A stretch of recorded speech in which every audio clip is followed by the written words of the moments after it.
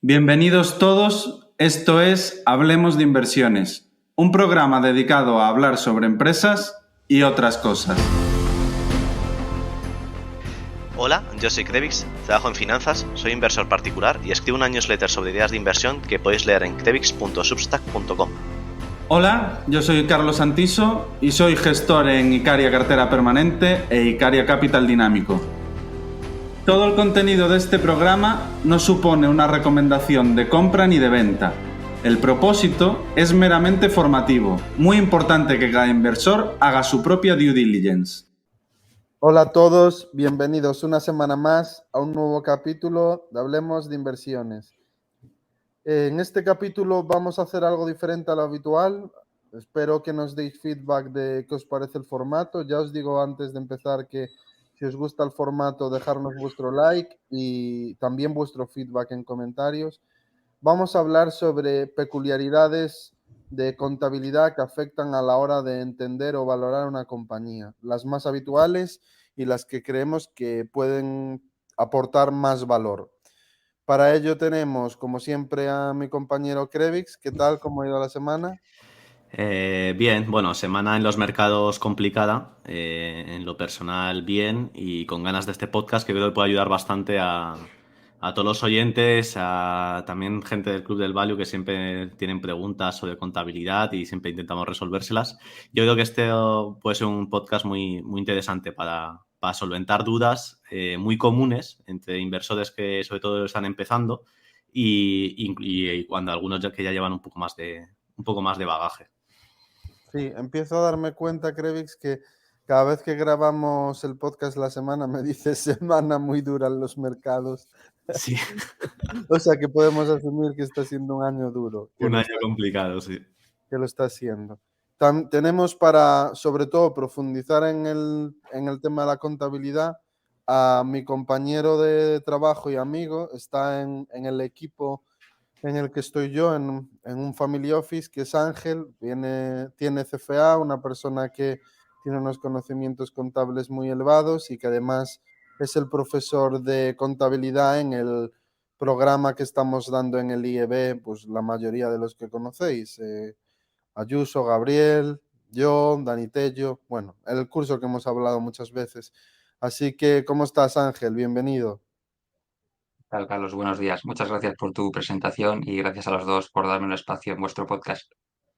Nada, gracias a ti por venir, por hacer una breve introducción. Yo que conozco muy bien a Ángel, él está conmigo, es responsable de analistas, se dedica prácticamente todos los días a analizar compañías. Bueno, tenemos reuniones de forma constante con el management, o sea que, bueno, está en las dinámicas del podcast, podríamos decir. Así que nada, empezando con el podcast, uno de los primeros temas que queríamos tratar es sobre las stock options, que sabéis que sobre todo en las compañías tecnológicas, en compañías como Amazon, como Facebook, como Netflix, bueno, las típicas compañías son partidas muy relevantes, también en Google, y bueno, hay mucha gente que el flujo de caja lo considera sin quitar las stock options, otra gente, como es mi caso, que considera que hay que quitarlos. ¿Tú cómo ves este aspecto, Ángel? Yo ya lo sé, pero comenta para que podamos debatir con los oyentes. A ver, lo primero que creo que deberíamos preguntarnos es si la compensación en acciones o la share-based compensation, que por cierto, además de stock options, también podemos incluir las stock grants, es decir, que la empresa regale directamente acciones, no una opción de compra, sino que directamente regale acciones. Lo primero que debemos preguntarnos es si es un gasto o si no es un gasto. Y aquí tú y yo hemos debatido bastante. Yo soy de la opinión de que no es un gasto, pero porque yo tengo mi defecto de contabilidad y para mí un gasto es aquello que reduce el patrimonio neto de la compañía por causas ajenas a decisiones directas de los accionistas, como puede ser repartirse un dividendo. En este sentido, un- una compensación en acciones no implica un gasto y es que tampoco implica un desembolso. De hecho, si es una stock option, cuando se ejerce hay una entrada de dinero al ejercer la opción. ¿Qué pasa? Que no, por dejar de ser un gasto, no tiene un impacto, a igualdad de circunstancias, negativo en el equity. Entonces, ¿cómo damos cabida a eso en nuestra valoración? Se puede asumir que es un gasto, o de forma más fina, pero mucho más complicada, se puede ajustar en el número de acciones que usamos para calcular el valor del equity por acción. ¿Qué pasa? Que si estamos valorando, por ejemplo, por un descuento de flujos, estamos llevando todo el valor de la compañía al día de hoy y por tanto tenemos que usar el número de acciones de hoy. No es sencillo modelizar cómo va a crecer el número de acciones en el futuro si estamos valorando hoy. Por eso es mucho más sencillo tratarlo como un gasto y proyectarlo como un gasto. Aunque, repito, y en mi opinión, en sentido estricto no lo es. No lo es, pero impacta en el equity. Sí, impacta de tal forma que hablábamos de un ejemplo en el que imaginemos dos compañías que tienen el mismo perfil de negocio, es decir, la misma compañía, por entendernos, generando la misma facturación, generando los mismos márgenes, y una de ellas decide pagar a sus empleados al 100% con sueldos y salarios, y la otra decide hacerlo 50% con sueldos y salarios y 50% con stock options. El impacto ópticamente sobre los beneficios de la compañía es directo si nosotros volvemos a añadir ese gasto, como algunos analistas promueven en los EBITs ajustados o en los beneficios ajustados. Es decir, sobre el papel, la compañía que paga a sus empleados con salarios normales ganaría mucho más net income, beneficio neto, que la compañía que decide compaginar sueldos y salarios con stock options. Y eso es lo que, en mi opinión, produce una irrealidad. O sea, para mí no una realidad, porque las stock options no deja de ser una forma de pago que se introdujo sobre todo en las startups que no generaban el suficiente cash para poder remunerar apropiadamente a sus empleados y que les incentivaban con la posibilidad de tener stock options en una compañía de alto crecimiento, pero no dejaba de ser un sustituto de salario y, en mi opinión, siempre debe ser tratado como tal para no desvirtuar la realidad de la empresa, quitando los aspectos contables. Yo hoy añadiría que también, además de tener un background de contabilidad, vengo del mundo de la renta fija y es verdad que para un acreedor, por ejemplo, el tenedor de un bono, la compensación en acciones es lo mejor que puede pasar, porque para el acreedor sí que no es un gasto, es una caja que la compañía deja de pagar. El impacto lo tiene el accionista en la dilución que sufre. Entonces, eso sostiene un poco mi tesis de que la compensación en acciones no es un gasto, pero siempre afecta a igualdad de circunstancias negativamente al equity. Y es lo que hay que reflejar, como sea, con un gasto o aumentando el número de acciones, pero hay que reflejarlo siempre. Y Sí, efectivamente estoy de acuerdo contigo, hay muchas compañías, no, a lo mejor no tanto analistas como compañías que te ofrecen una métrica de EBITDA ajustado y lo que hacen es devolver ese gasto, que podemos definir ahora cómo se determina ese gasto, te lo devuelven, te dicen, no, pues que esto no implica salida de caja, pero efectivamente tiene un impacto negativo en el equity por acción. claro, ese es el punto clave. Entonces, entendiendo las circunstancias y el debate que rodea todo esto, bueno, la forma que en nuestro caso, bueno, en mi caso, luego Ángel podrá matizar, siempre utilizado para considerarlo es, si estamos hablando del flujo de caja, en el flujo de caja tenemos que entender que sí que no se consideran el gasto en stock options, es un gasto que se vuelve a añadir para generar el flujo de caja operativo. Y en mi caso, yo cuando calculo el flujo de caja libre para el accionista, sí que se lo vuelvo a quitar, porque como digo, es un gasto de la empresa.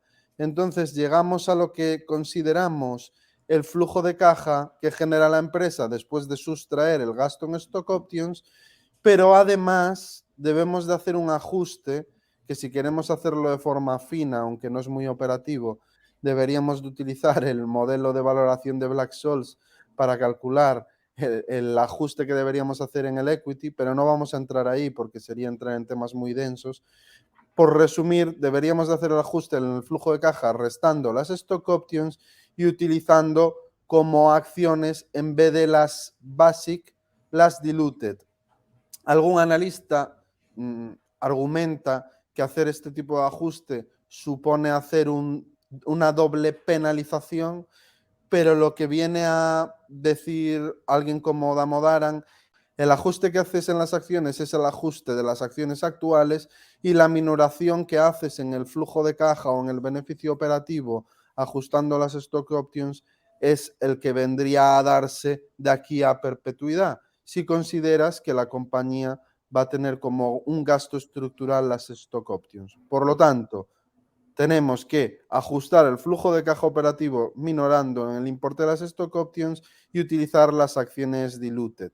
No sé si tú quieres matizar algo, Ángel. Efectivamente, es como has dicho, lo que incluimos en el flujo de caja como pago, aunque ya sabemos que no lo es, pero para valorar vamos a tener que asumir que sí lo es. Lo que incluimos en el cálculo del flujo de caja es la expectativa de remuneración en acciones en el futuro. En cambio, la que ya se ha concedido, en ese caso, lo que hacemos es hacer un ajuste negativo a nuestro valor del equity. Descontamos los flujos de caja para el accionista, obtenemos el valor del equity y de ahí descontamos el valor de las opciones, si son opciones, el valor de las opciones ya concedidas a los empleados. ¿Qué recomienda Damodaran? Como has dicho, utilizar el modelo de Black-Scholes.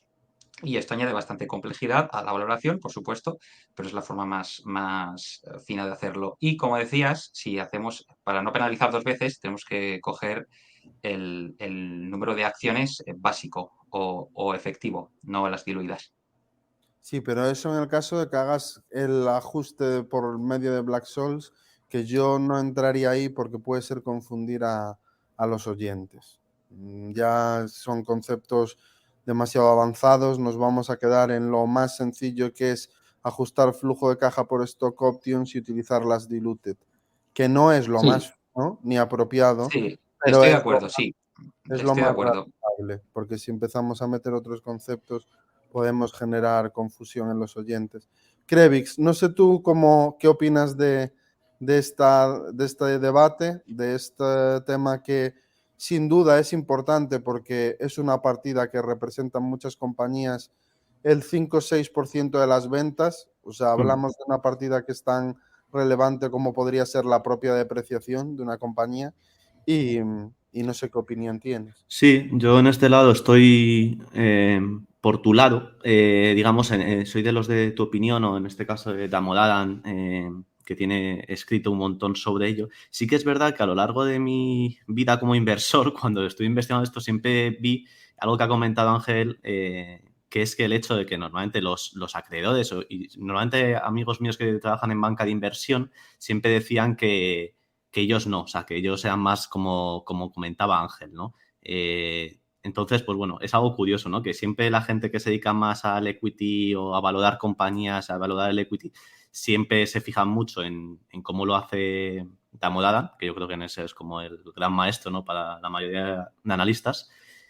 Y en cambio, la gente que trabaja más en temas tanto de corporate finance como de renta fija y en general banca de inversión, que estudian toda la estructura del capital, piensan más como Ángel, ¿no? Entonces, es curioso, la verdad, es un debate bastante interesante siempre a Sí, tener. tiene sentido, porque desde el punto de vista del acreedor, el hecho de que no haya una salida de caja como tal, Eso simplemente es. es un ajuste en el equity, entiendo que no lo consideren, porque a efectos Efectivamente, A de ellos la no les afecta. desde, tiene todo el desde sentido. luego, si analizas, si estás analizando deuda, porque inviertes en deuda, desde luego la compensación en acciones es un gasto que no hay que incluir porque como acreedor no te afecta. No te Correcto. afecta. Correcto. Como poseedor de acciones, sí te afecta por el efecto dilutivo de esas stock options. Entonces es interesante la diferente perspectiva. Nosotros que solemos analizar compañías, pues lo que os hemos dicho es el método que nos parece más apropiado y realizable para las personas que se dedican a analizar compañías. Por no seguir dando vueltas, que yo creo que ha quedado claro, dentro de lo denso que puede resultar en algunos puntos. Otro aspecto muy importante, cada vez más, o sea, yo creo que está presente en el 90% de las presentaciones que vemos, son las partidas en pérdidas y ganancias ajustadas. Net income ajustado, EPS ajustado, EBIT ajustado, etcétera, etcétera. Y bueno, yo he recogido una serie de partidas que suelen encontrarse en estos ajustes, y cuando digo suelen encontrarse en estos ajustes es que la compañía parte de un EBIT reportado en base a la normativa contable, sea IFRS, sea GAAP, y a partir de eso empieza a sumarle partidas que en su opinión no deberían de estar incluidas en ese EBIT, digamos, fino. Y bueno, las partidas que suelen añadirse para llegar a un EBIT ajustado suelen ser amortización. Imaginemos compañías pues, del sector del gaming, que ahí nos puede decir bastante Krevix, donde las partidas de amortización son muy elevadas porque los tiempos de amortización de los desarrollos no son muy extensos. Amortización en empresas que son muy activas en M&A, pues cuando adquieres otras compañías se van generando intangibles por relación con clientes, por marcas, patentes y demás. Esos son partidas que se suelen sumar. Se le suelen sumar en los EBIT ajustados las stock options, se suelen sumar los earnouts, se suelen sumar los costes de adquisición y bueno, al final el resultado de todo esto es que tú tienes un EBIT según IFRS de 10 y de repente ves un EBIT ajustado de 20. En tu caso, Ángel, ¿qué opinas de todo esto? Bueno, pues habrá que ir línea por línea y cada inversor y analista tendrá que aplicar su juicio para ver si el ajuste es correcto o no. Respecto a lo que acabamos de hablar sobre la compensación en acciones, si somos inversores en equity, desde luego que ese ajuste no es válido. Hay que dejar la compensación en acciones como un gasto. Costes de operaciones corporativas, como puede ser costes de adquisición o costes por vender una filial, bueno, ahí lo que hay que preguntarse es cómo de recurrente es eso. La filosofía que hay detrás de estos ajustes es que o que no implican salida de caja, por ejemplo, el pago en acciones, o que no son recurrentes. Pero claro, si una empresa te pone año tras año un deterioro por un deterioro de goodwill o de fondo de comercio, que se supone que es algo no excepcional, que pasa de vez en cuando, pero ves que pasa un año sí y otro también, puedes llegar a la conclusión de que partidas que la empresa intenta hacer pasar como no recurrentes son en realidad bastante frecuentes y resultaría conveniente dejarlas. En una compañía que adquiere muchas, que tiene una política de M&A muy activa, los costes de adquisición forman parte de la operativa normal del negocio, porque la operativa normal del negocio es precisamente adquirir compañías.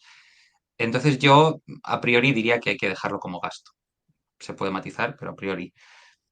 Otros ajustes, como puede ser los earnouts, ¿no? Que los earnouts o pasivos contingentes, que es cuando una empresa compra a otra y parte del precio lo condiciona a que la empresa que acaba de comprar cumpla una serie de hitos. Bueno, pues ese pasivo la empresa lo va ajustando en función de si la filial se espera que cumpla o no esos hitos. Al ajustar ese pasivo, un aumento del pasivo es un gasto, una bajada de ese pasivo es un ingreso.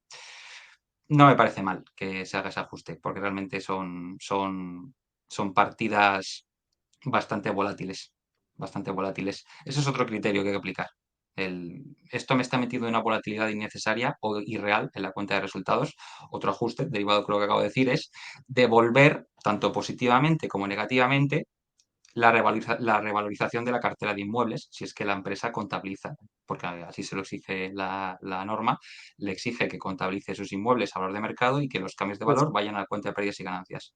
me Ese es parece, otro ajuste que me parece muy pertinente hacer, me porque parece efectivamente interesante el matiz, dado que, por ejemplo, en Rayman Healthcare, la contabilidad que por ley tiene que reportar incluye la revalorización de los inmuebles. Nosotros en nuestro caso no lo tenemos en cuenta, no utilizamos esa partida, porque como bien dices, añade una volatilidad eh, muy importante al pérdidas y ganancias. Y respecto a los otros aspectos comentados, pues por ejemplo, para que los oyentes tengan un contexto, partidas como las que acaba de comentar Ángel, amortización, stock options, earnouts, costes de adquisición, están todos presentes en una compañía como SDIPTech. SDIPTech tiene un EBIT y de repente te da un EBIT ajustado en el cual se suma la amortización, las stock options, los earnouts y los costes de adquisición. En mi opinión es algo que no debería de poder hacerse. Al menos las stock options y como dice Ángel, los costes de adquisición. Sí que es cierto que aquí podemos debatir si queremos tener una imagen de cómo sería la empresa si funcionase solo de forma orgánica desde hoy a futuro, si queremos tener esa visión, porque nuestro modelo de valoración, imaginemos que no queremos modelizar M&A, porque modelizar M&A en muchas compañías es prácticamente imposible. No sabes el múltiplo que tienes que pagar, no sabes la cantidad de CAPEX que vas a destinar a M&A. Entonces, en muchas compañías que se dedican a hacer M&A de forma estructural, muchos analistas analizan a futuro solo la proyección de crecimiento orgánico. Entonces, si quieres ver realmente cómo funcionaría la compañía a futuro, si parase de ser tan activa en adquisiciones, sí que creo que tiene sentido volver a sumar amortización y costes de adquisición y earnouts. Y en ningún caso las stock options. Entonces, bueno, hay un ligero debate ahí y hablábamos de SDIPTech que tiene todas estas partidas y en mi caso, pues yo suelo volver a incluir la amortización. Pero bueno, es un criterio, como dice Ángel, muy personal. Pero también podríamos hablar de una compañía como Embracer, que conoce muy bien Krevix. Krevix, ¿tú qué opinas de los ajustes que hay en el EBIT, porque son similares a los que hay en SDIPTech, en una compañía como Embracer? Pues sí, o sea, son también, o sea, yo al final es en lo que al menos como analista, ves lo que te tendrías que fijar más en ese EBIT ajustado, en este caso, se le suma que aparte tienes ahí metidas los gastos y amortizaciones que vayan a hacer de los lanzamientos de videojuegos que se hayan hecho, vamos, que en el caso de los videojuegos que me preguntabas antes, normalmente la forma de amortizar es meterle un 40% el primer año, ¿vale? De la depreciación sea un 40%, y luego lo que se calcule que es la vida útil o la vida del videojuego, que normalmente se calcula en torno a 5 años, ahí metes el resto de el 60%, que normalmente la mayoría de compañías, cada una es un mundo, y cada filial puede hacerlo distinto también una vez que reportan, pero bueno, suele ser en torno a un 3% por trimestre desde el lanzamiento hasta que se cumplen los 5 años de periodo económico. Entonces, en Embracer sí que es cierto que se junta tanto la forma de amortizar en el mundo de los videojuegos, que bueno, eso suele ser parecido, lo que comentabas de los earnouts, que también hay mucho, porque es una empresa muy intensiva en M&A, aunque tiene pinta de que va a frenar un poco el M&A por las condiciones macroeconómicas, y La amortización de intangibles. la amortización intangible. Relación con, bueno, en este caso no es relación con clientes, pero es más bien propiedad intelectual, ¿no? Adquisición de IPs y demás que viene todo dentro. En este caso Entonces, sí, todo propiedad intelectual, las 3 oficinas. En este caso, cuando se habla, porque muchos oyentes hablan de que Embracer ahora mismo está a 7 o 6 veces beneficio operativo de 2022 o de 2023, eh, ese beneficio operativo, que es un beneficio operativo ajustado, lleva sumadas las stock options, lleva sumadas las amortizaciones. ¿Cómo es? En tu caso, entiendo que tienes tu propio beneficio operativo ajustado, el por ti, que es como hacemos nosotros. Ujú. En base a tus números, ¿a Es, qué, a qué sería, pre- sería un poco más alto, sería en torno a 9-10 veces EBITDA ajustado por mí. Entendido. O sea, que sigue Sigue siendo una compañía que estando. está barata, una compañía de las grandes dentro del sector, con la que jugar todo el gaming, digamos, porque está muy distribuido, y ya no solamente el gaming, sino algunas otras patas de la compañía, pues como la parte de juegos de mesa o el juego móvil, ¿no? Que es lo que más crece en el mundo entero, en general, en el sector de los videojuegos, lo que se supone que más va a crecer, ¿no? Pese a ello, esa parte, ya por cerrar esto, la parte de móvil está sufriendo bastante después de IDFA, de la parte de la normativa de Apple contra el targeting y demás, ya que pues al final el precio de los anuncios ahora mismo está siendo mucho más bajo lo que están ingresando por ellos porque son menos tarjeteados y en general la mayoría de empresas de juegos móviles están sufriendo bastante un aumento bueno, han aumentado ellos los costes de adquisición de usuarios. Entonces, pues el beneficio, el margen operativo se reduce. Muy interesante, y también te pediré opinión sobre la siguiente partida después de que nos explique un poco Ángel, que es el Working Capital, que en Bracer ha tenido impacto este trimestre. Muy alto. Ángel, mucha gente nos pregunta constantemente en el club del Value, y también por Twitter, sobre el working capital, que al final es una partida muy importante desde el punto de vista del flujo de caja, porque es capital que tienes que destinar a actividades operativas de la propia empresa, que es a lo que va muy ligado. ¿Cómo les dirías de una forma sencilla a los oyentes que deben interpretar el working capital y aspectos importantes relacionados con el mismo? Como concepto, el working capital es una inversión que la empresa tiene que hacer para poner en marcha el proceso productivo. Y pongo un ejemplo muy sencillo. Una empresa que trabaja por proyectos gana un contrato para hacer un proyecto, como puede ser de construcción, pero el cliente no le da ningún adelanto. El dinero para contratar a gente, para comprar o alquilar maquinaria, comprar materiales, eso lo tiene que poner la empresa, simplemente para poder acometer el proyecto. Es una inversión en el ciclo de explotación a corto plazo. Y bajando al terreno de las cuentas, cuando vemos en el estado de flujos de efectivo ese ajuste por working capital, que a veces te viene en una sola línea, que es variación del working capital o algo similar, y a veces te viene desglosado en todas las partidas que constituyen el working capital, deudores, inventarios, proveedores y otras cuentas. Ese ajuste se hace porque la empresa está mostrando, está calculando el flujo de caja operativo por el método indirecto. El método indirecto consiste en partir del beneficio neto, del beneficio antes de impuestos, de la cuenta de resultados y hacer una serie de ajustes que reflejan qué gastos no se han pagado y qué ingresos no se han cobrado.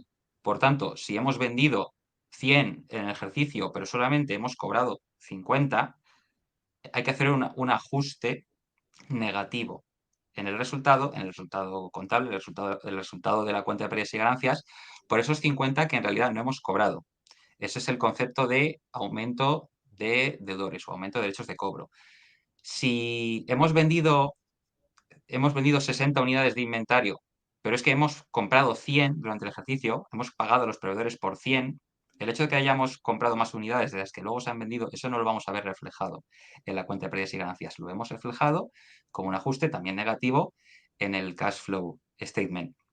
Y con los proveedores, lo mismo. En el caso de los proveedores es lo contrario. Cuando no pagamos, se mete un ajuste positivo. Tenemos un gasto en suministros de 100, pero solo hemos pagado 75, pues esos 25 restantes es un ajuste positivo. Repito, por aquellos gastos que no se han pagado y por los ingresos que no se han cobrado. Así es como hay que interpretarlo de cara al análisis del cash flow statement.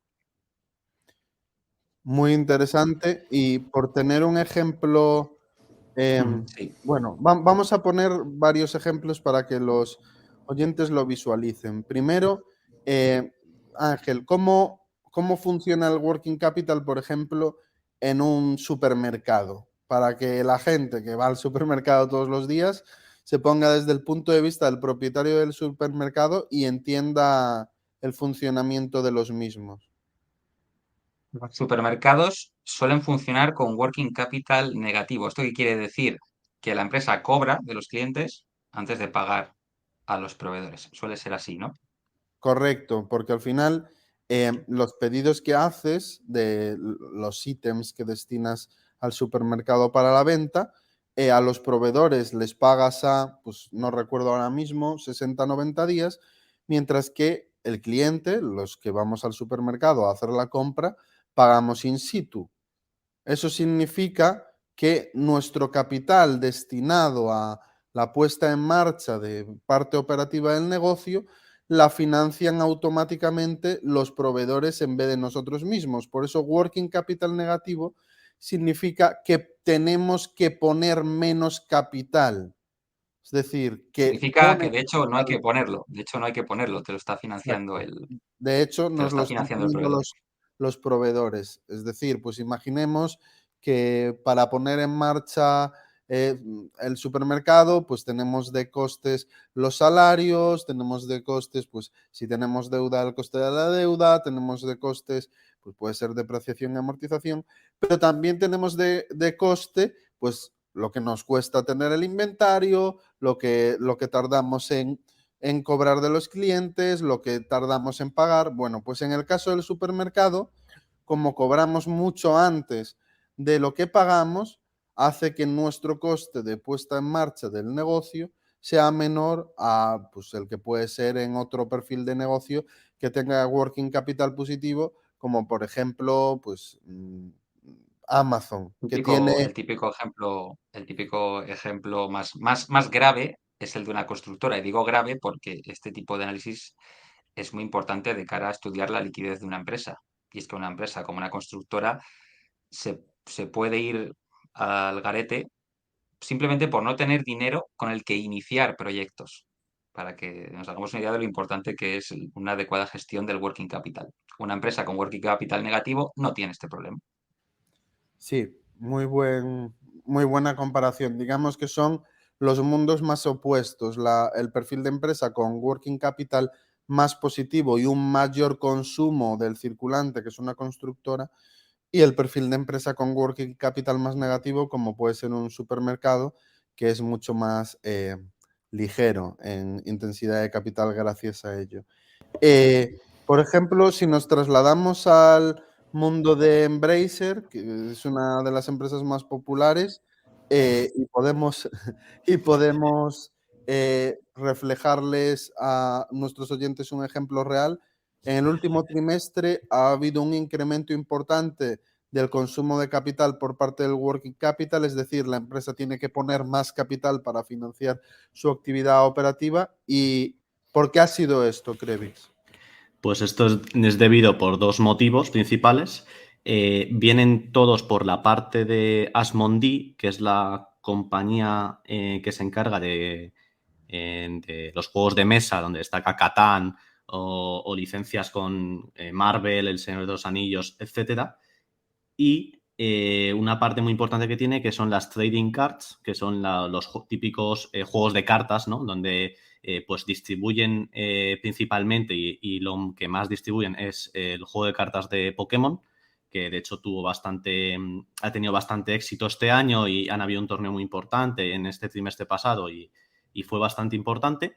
¿Y a qué se debe esto? Pues principalmente a dos motivos. Bueno, para el que no lo sepa, todo delante los números, Embracer hizo un cash flow, bueno, un cash flow from operation activities antes de los cambios en el working capital de 2.500 millones de coronas suecas, y el cambio en el working capital es de menos 1.900 millones, ¿no? O sea, es muy, muy grande. ¿A qué se debe? Bueno, principalmente es un aumento del inventario muy fuerte debido a que Asmodee, preparándose para las Navidades, cree que van a vender muy bien y que tienen bastante demanda, por lo tanto, aumentan el inventario de cara a que no tengan problemas como tuvieron la mayoría de compañías retail durante el COVID, ¿vale? Para evitar problemas tanto por supply chain, de esta forma los mitigas.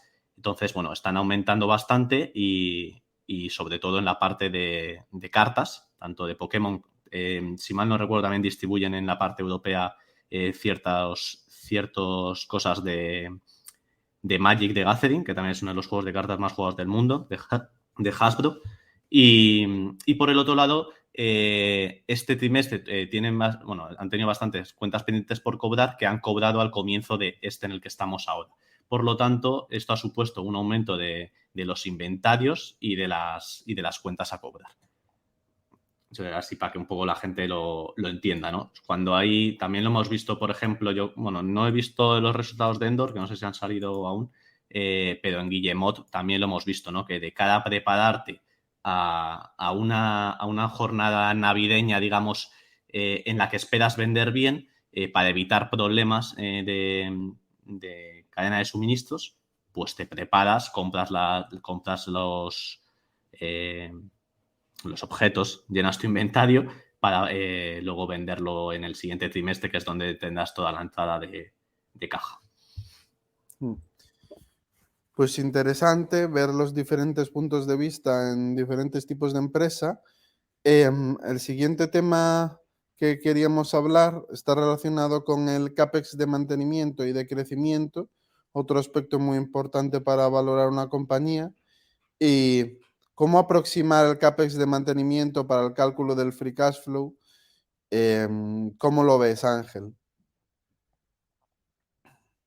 Lo primero es definir qué es el CAPEX de mantenimiento, que entiendo que la mayoría de oyentes es un concepto que manejan. El CAPEX de mantenimiento es el CAPEX, las inversiones que la empresa hace simplemente para mantener su capacidad productiva. ¿Y por qué queremos saber ese dato? Y ya has dado tú la clave, porque lo necesitamos para calcular el flujo de caja libre.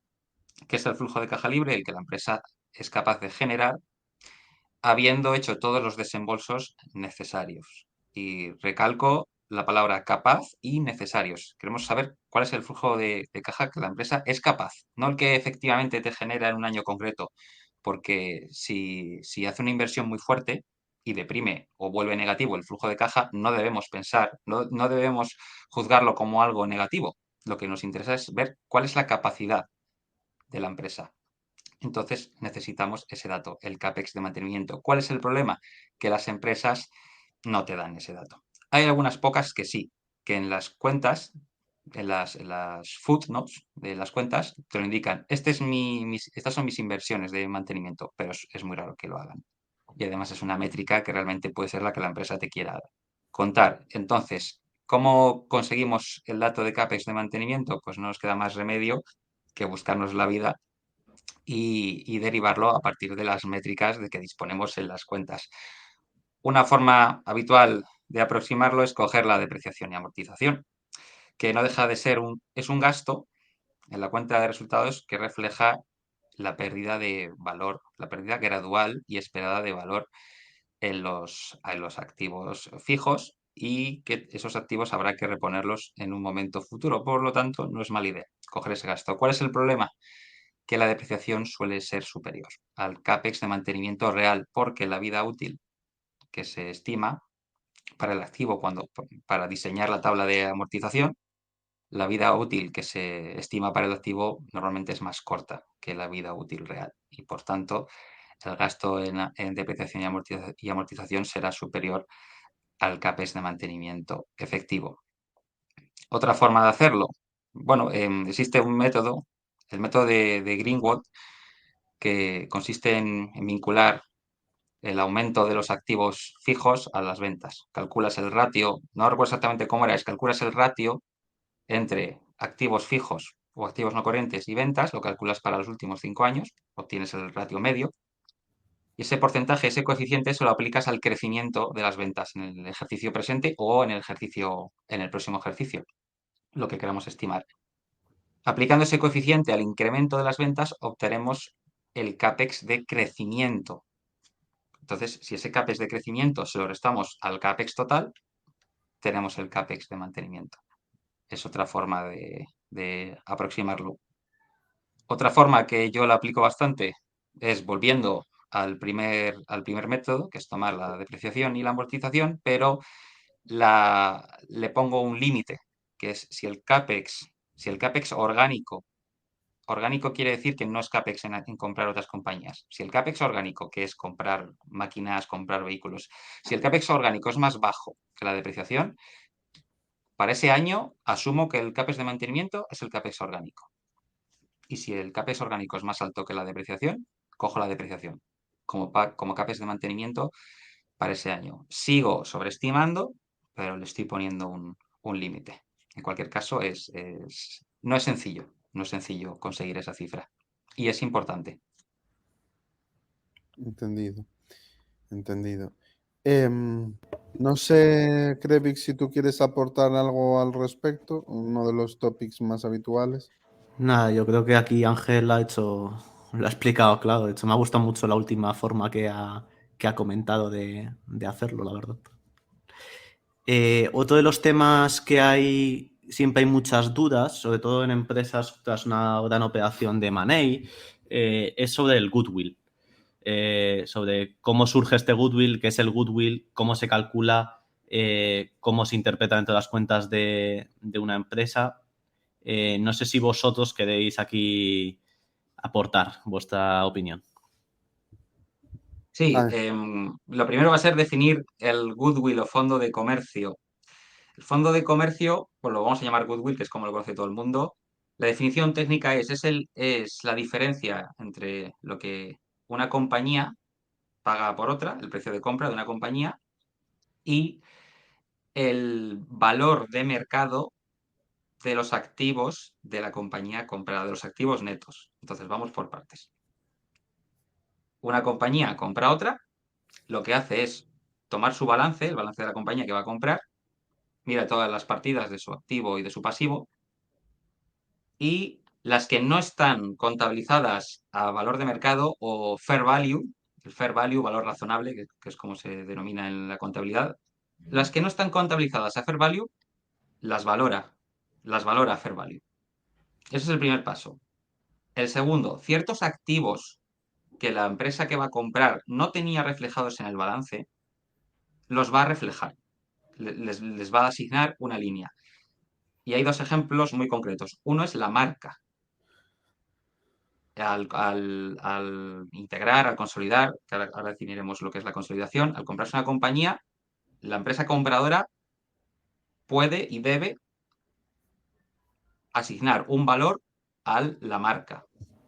Por ejemplo, si compras una marca de mucho prestigio, siempre me viene a la mente Coca-Cola, porque siempre es la primera que me viene a la mente, Sí, que o ni Louis sugerir otra. Vuitton, ¿no? Que ha hecho mucho de Louis money dentro del Vuitton, lujo, etcétera, que son efectivamente, compras marcas que... estas, le asignas un valor. Eso por un lado. Y también creas un activo para las relaciones con clientes de largo plazo. Eso es un activo que tiene un valor y se refleja como tal. ¿Qué activos de la empresa comprada no se pueden reflejar en las cuentas? Todo lo relacionado con el capital humano. Por algo tan sencillo como que los trabajadores no son propiedad de la empresa, no son esclavos y por tanto todo lo que aportan directamente los trabajadores no se refleja en el activo. Entonces, hemos cogido la empresa compradora, la matriz que se llama, ha cogido el balance de la filial. Ha ajustado los activos y pasivos a fair value, todos. Ha añadido activos nuevos. Vale. La diferencia entre los activos ajustados y los pasivos ajustados es el valor ajustado del equity de la empresa comprada.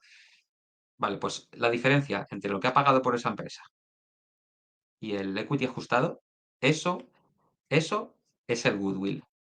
Por tanto, cabe preguntarse, ¿realmente el goodwill qué representa? Y aquí existe cierto debate. Hay quien dice que el goodwill no deja de representar un precio que la empresa ha pagado de más. Y por no reconocerte una pérdida, porque has pagado de más, has pagado por la empresa matriz, ha pagado por la empresa filial más de lo que vale su equity, más de lo que vale la compañía. Y eso debería ser una pérdida, pero la norma te deja que lo metas como un activo. Eso es una interpretación, la interpretación negativa. Y luego está la interpretación más benigna, que es la que asume que hay ciertos activos, como he dicho, hay ciertos activos de la empresa filial, de la empresa comprada, que no están reflejados en las cuentas, pero que existen. Una empresa de ingeniería lo vale por las capacidades y méritos de sus ingenieros, por el know-how, por el capital humano. Ese capital humano no aparece en las cuentas de la filial. Entonces, ¿dónde aparece? En el goodwill.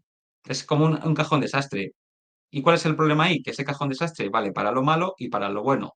¿Qué parte del goodwill representa activos de la empresa comprada que son muy valiosos pero que no se pueden reflejar en las cuentas? ¿Y qué parte del goodwill representa puro sobreprecio? Es decir, una estrategia de adquisiciones mal implementada con precios demasiado altos. Eso es lo complicado y es donde el analista tiene que aplicar su criterio. Sí que es verdad que en la propia consolidación, es decir, cuando la empresa compradora o matriz integra dentro de sí misma a la empresa comprada, ciertos activos, como son la marca y las relaciones con clientes, esos ya están reflejados en las cuentas. Entonces, eso ya no vale como excusa para el goodwill. No puedes decir que en el goodwill, no, en el goodwill está la marca, que vale mucho, no, la marca ya la has sacado fuera. En el goodwill están las relaciones con clientes, no, eso ya lo has valorado y también lo has sacado fuera. Solamente te queda el capital humano. Entonces, por centrar un poco más el tiro en empresas en las que el capital humano es muy importante, es razonable esperar goodwill alto en las compañías que adquieren. En cambio, en empresas en las que el componente humano es reducido, no me refiero a materialmente, sino intelectualmente, ahí deberíamos esperar ver goodwills más bajos. Y si son altos, ahí debemos sospechar más. Pues una explicación yo creo que aporta mucho valor sobre una partida que cada vez es más habitual y, y bueno, que en muchas compañías podemos ver goodwills enormes y yo creo que esta visión es interesante.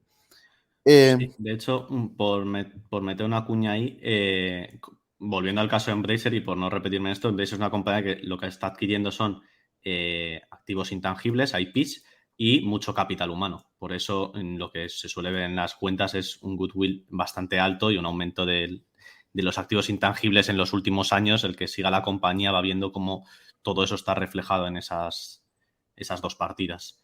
Yo quería preguntarle a Ángel una duda que siempre la gente tiene mucho, es qué ocurre en el balance o cómo se mueve el balance, que esto es una cosa que estuvimos viendo hace poco en el club, pero para que lo sepa todo el mundo, cuando hay un impairment de este goodwill. Una empresa anuncia de repente que va a hacer un impairment de su goodwill. ¿Qué ocurre en el resto de partidas del balance? El goodwill no se amortiza, pero como dices, se testea por si hay que deteriorarlo, por lo menos una vez al año. Si se deteriora, eso es un reconocimiento por parte de la empresa de que pagó demasiado cuando compró su filial y eso es una pérdida. Se reduce el activo y se mete una pérdida en la cuenta de pérdidas y ganancias. Perfecto. Pues pasando a un nuevo tema que también creo que es muy interesante, que nos habla de, bueno, las peculiaridades de la contabilidad. Es habitual ver en muchas compañías grandes diferencias entre el beneficio neto y el flujo de caja libre, y en consecuencia entre valorarla por PER o valorarla por Price Free Cash Flow. Em, ¿En qué casos crees que es más habitual esto? Y me viene a la cabeza, por ejemplo, Nagarro, pero coméntanos tú cómo lo ves. De entrada, la diferencia entre el beneficio neto y el free cash flow, depende de cómo calculemos el free cash flow, pero asumamos que es el free cash flow para el accionista, que es la partida directamente comparable con el beneficio neto. Entiendo que en la mayoría de casos una gran discrepancia se deberá al CAPEX. al CAPEX de la compañía. Si es una compañía muy intensiva en CAPEX, tendrá un flujo de caja más bajo que el beneficio. O por ejemplo, en el caso de Nagarro, que la partida de clientes, al ser una empresa de crecimiento, crece muchísimo más rápido de lo que realmente ingresa, ¿no? Sí, pero no entiendo exactamente a qué partida te refieres. Si crece clientes, pero no ha recibido el pago aún, y es una empresa Ah, que crece. lo dices por, sí, sí, ahí discúlpame, sí, yo me refería al tema del CAPEX desde un punto de vista más estructural, en plazos cortos o en empresas que crecen muy rápido, efectivamente, además del CAPEX, está la inversión en working capital, eso es. En Correcto, empresas que crecen muy rápido, se reconocen el beneficio hoy, pero a lo mejor esa caja exacto. la reconocen en el semestre siguiente. Y ahí, por supuesto, tienes un decalaje, tienes una discrepancia constante entre los beneficios y la caja. Una discrepancia que es asumible, que es razonable, repito, cuando la empresa está creciendo. En empresas estables que no crecen o que crecen poco, los beneficios y la caja no deberían mostrar una discrepancia persistente. Sí en el corto plazo, sí estacionalmente, pero no persistente. Solamente pueden mostrar discrepancias persistentes las compañías que crecen. Y digamos que esas compañías que crecen, como por ejemplo Nagarro, una vez se normalice el crecimiento y en vez de estar creciendo al 30-50% estén creciendo al 10%, que en algún momento llegará, esas diferencias, ese gap, tiene que empezar a estrecharse. Al final, beneficio neto y Efectivamente. flujo de caja en el largo plazo tenemos que entender que deben converger. Si no convergen, como dice Ángel, en empresas estables o de menor crecimiento, es que, bueno, como mínimo hay que echar un buen vistazo a por qué no convergen. Y por último, que es uno de los temas más densos, hablar sobre qué implicaciones tiene tener un porcentaje superior al 50% en una compañía, inferior en los derechos de voto, en definitiva, los intereses minoritarios. Impacto en la valoración. Este es un tema ya más complejo y más avanzado, pero creo que es relevante, sobre todo en un mundo donde las participaciones y el crecimiento orgánico cada vez es más habitual. Desde luego, aquí recuperamos el tema de la consolidación. Y este tema puede ser relevante dependiendo de cómo articule la compañía sus adquisiciones. Cuando una compañía controla más del 50% del capital de otra, tiene que consolidarla. Consolidar, como ya he avanzado antes, consiste en integrar las cuentas de la filial, de la empresa comprada, integrarlas en las cuentas de la matriz, como si fueran de la propia matriz, de tal forma que tú miras un balance consolidado, que es el que todos miramos. Cuando analizamos empresas, miramos las cuentas consolidadas y no sabemos distinguir, no sabemos qué partidas o qué cifras corresponden a la matriz y qué cifras corresponden a las filiales. Y esto habitualmente no tiene un impacto material en el análisis, pero a veces puede tenerlo. Sobre todo en los casos en los que la empresa matriz posee, por ejemplo, el 60% frente a poseer el 100%. Y es que lo peculiar de la consolidación que se hace por integración global, así es como se llama el procedimiento de consolidación, aunque la empresa haya comprado, por ejemplo, el 60% de la filial, tiene que integrar en sus cuentas todas las cuentas de la filial, todo el importe, todas las cuentas. No el 60%, eso sería integración proporcional, no, todo. ¿Por qué los estándares contables y por qué la regulación exige integrar todas las cuentas? Porque se da mayor relevancia al criterio del control. La empresa muestra en sus cuentas todos aquellos activos sobre los que tiene dominio, aunque no sean suyos del todo. No son suyos del todo, quiere decir que los beneficios que esos activos generan, y vuelvo al ejemplo de comprar solamente un 60%, solamente el 60% de esos beneficios son para la matriz. Pero los activos que dan lugar a esos beneficios son controlados en su totalidad por la matriz. Por eso se integra en el 100% de las cuentas. Entonces, ¿cómo se refleja en las cuentas el hecho de que una matriz no posee el 100% de sus filiales? Por un lado, en el balance, tenemos la cuenta de intereses minoritarios en el equity. Esa cuenta representa aquella parte del equity de las filiales que no es de la matriz, que no es de la matriz.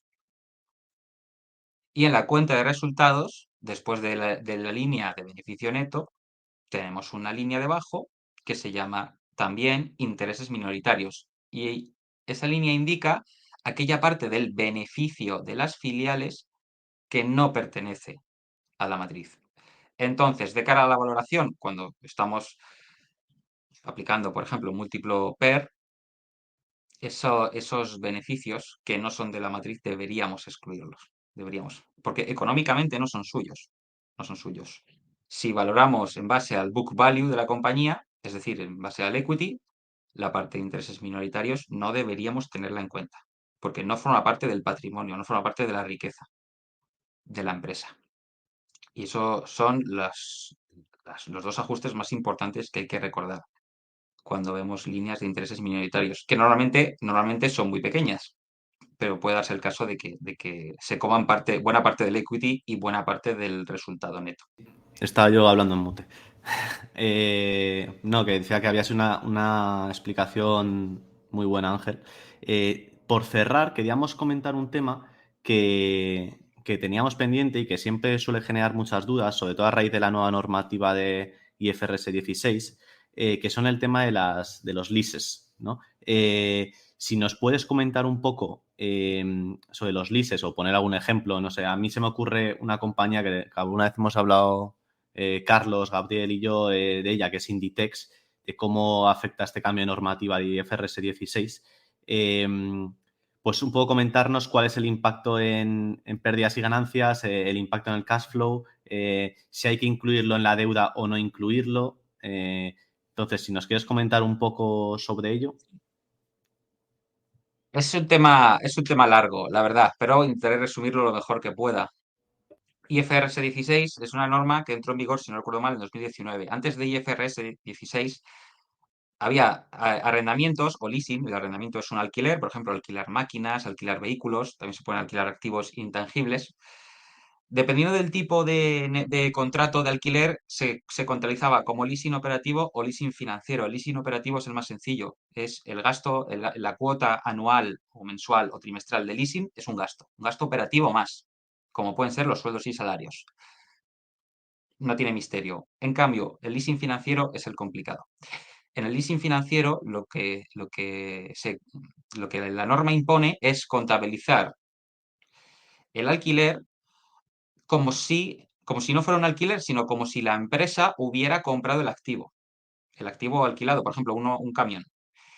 Y además, asumiendo que esa compra se ha financiado al 100% con deuda. Por tanto, si una empresa entra en un leasing financiero, repito, alquilar un camión durante varios años, lo que hace es dar de alta el camión en el activo y dar de alta un pasivo, una deuda por leasing en el pasivo, en el otro lado del balance. Y ese activo, ese camión, lo amortiza como si fuera suyo, lo amortiza como el resto del inmovilizado material. Y a ese pasivo, que se ha reconocido que es la deuda por leasing, ese pasivo genera intereses, que son intereses implícitos, pero esos intereses van en la parte financiera de la cuenta de resultados y aparecen en el flujo de caja también, esos intereses, que va todo dentro de una misma cuota, va todo dentro de una misma cuota. Si la cuota de leasing es constante, siempre la misma, debemos asimilarla a un préstamo de tipo francés. Un préstamo de tipo francés es aquel en el cual el endeudado paga siempre lo mismo, que es el que tiene todo el mundo que tiene una hipoteca tipo fijo. Dentro de esa cuota hay una parte que son intereses y una parte que es devolución de principal. La parte de intereses al principio de la vida del préstamo pesa más y se va reduciendo con el paso del tiempo. Por eso, insisto en lo que implica el leasing financiero. Se contabiliza como si la empresa hubiera comprado el activo. Se da de alta el activo, se da de alta la deuda. Y el activo se amortiza. ¿Qué impuso IFRS 16? Que todos los arrendamientos todos se contabilicen como el segundo tipo que he explicado, como arrendamiento financiero. ¿Y esto en qué impacta en una empresa? Por ejemplo, esto es lo que sucedió con NH Hoteles, que de un año para otro su deuda se disparó.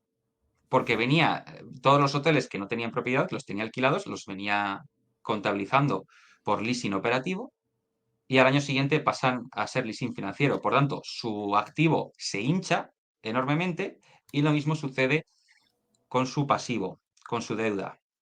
Y esto nos lleva a la pregunta de si los leasing son deuda o no son deuda.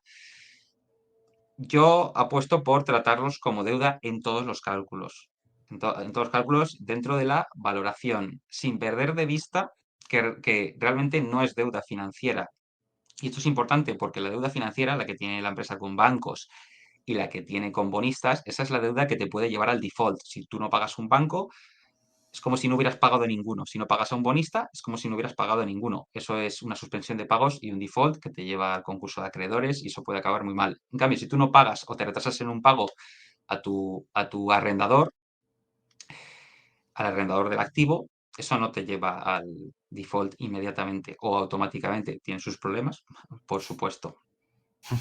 Y algo que no quiero dejar de mencionar respecto a los arrendamientos es que cuando un arrendamiento se contabiliza por el tipo financiero, eso no tiene impacto en el flujo de caja de inversiones del cash flow statement. Y esto es muy importante, porque si estamos calculando el CAPEX de la empresa a partir del flujo de caja de inversiones, ahí va a haber un CAPEX que no vamos a ver, que no vamos a ver. Entonces, y por poner un ejemplo, si dos empresas tienen exactamente los mismos activos o utilizan los mismos activos para producir lo mismo, fábricas y vehículos y maquinaria, una empresa compra todos los activos, los compra a tocateja y la otra empresa los alquila todos. La empresa que los alquila todos no tiene CAPEX. Contablemente, en la realidad, por supuesto que tiene, y por eso debemos hacer un ajuste. Podemos calcular el CAPEX de la compañía a partir del flujo de caja de inversiones y además añadir un CAPEX adicional atribuible a los arrendamientos. ¿Cuál es el CAPEX atribuible a los arrendamientos? Bueno, podemos tomar como referencia dentro de la cuota de leasing la devolución de principal. Esa partida la veremos dentro del flujo de caja financiero. Esa es una forma de hacerlo. Otra forma de hacerlo, de saber cuál es el CAPEX atribuible a los arrendamientos, es mirar cómo evoluciona la línea de activos arrendados en el balance. A la línea de activos arrendados en el balance en inglés se la denomina Right of Use Assets. Ver cómo evoluciona de un año para otro y sumarle la depreciación de esos activos si la empresa te da ese desglose. Si te da ese desglose, puedes calcular el incremento bruto en el valor de los activos por derecho de uso, los Right of Use Assets, lo puedes calcular de un año para otro. Ese aumento es el CAPEX. Pero al margen de cómo lo calculemos, lo importante es no olvidar que ese es un CAPEX que existe. Lo que pasa es que la contabilidad y IFRS 16 te lo camufla, es un subproducto, supongo que no deseado del regulador y del IASB, que es el que elabora los estándares internacionales. Por eso hay que hacer un ajuste y sé que he ido rápido, pero entiendo que el tiempo se nos echa encima. Espero que se haya entendido. No, yo creo que ha quedado perfecto, vamos, explicado. Totalmente. Pues muchas gracias, Ángel, por venir por el podcast. Creo que para todos aquellos que tengan ganas de aprender temas relevantes de contabilidad va a aportar mucho valor. Repito que si os gusta nuestro contenido, sed generosos y dejarnos vuestro like en iVoox. También comentarios que siempre aportan. Y muchas gracias por estar ahí una semana más. Y a ti, Ángel, muchas gracias por venir. Gracias a vosotros por invitarme. Pues un saludo a todos y nos vemos en una semana. Un saludo. Un saludo, hasta luego.